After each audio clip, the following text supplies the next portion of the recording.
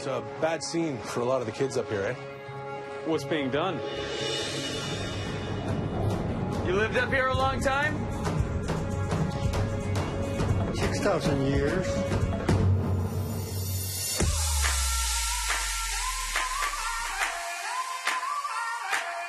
Welcome to the edge of the world. Hammer time.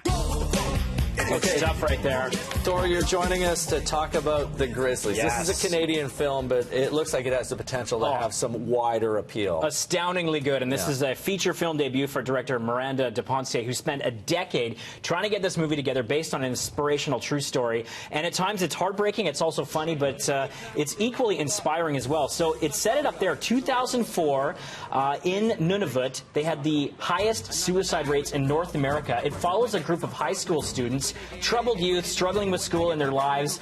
A rookie teacher arrives in the small town, culturally unaware of their ways, wants to really try to galvanize them to evoke change, and they're at first really reluctant, obviously, and then they embrace the sport of lacrosse. So he tries to get embedded in the society and the town there and try to make a real difference. It's riveting stuff, and it reminds me of one of my favorite movies from last year called The Rider, not in a derivative sense, but it went for that authenticity.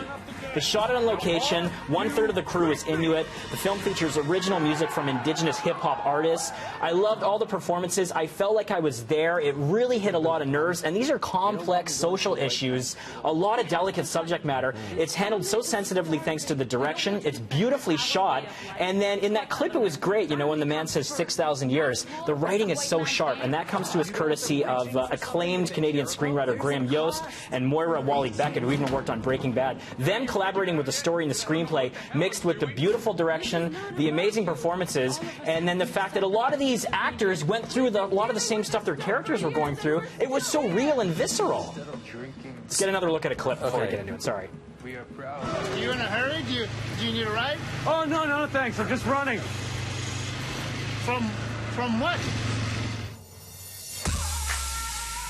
Yeah, there you have it. I mean, there's like nice moments of humor where it can breathe a little bit, right? The scenery is outstanding. Yeah. To shoot, the climate is harsh, so to be up there shooting, it must have been unbelievable. Now, do you think this film is going to find the wide audience that it deserves? I do, because it touches on a lot of those beats that these inspirational sports dramas do, and it's easy to dismiss it as being, you know, the white man comes to the native village, the First Nations village, and tries to be the savior, or I've seen this kind of thing before with these movies. You got to look deeper, because there's a lot of context to it, and the way it handles it, it balances both out, because it's like people on both sides have a lot of lessons to learn, so it focuses mainly on the village and what these people are going through. But I also loved Ben Schnetzer's performance here as the teacher Russ, because he's a total fish out of water. He's got a lot to learn. They have a lot to learn. I thought it was balanced so beautifully. I was moved to tears throughout much of this movie, and honestly, Michael, it represents one of the finest Canadian films I've ever seen.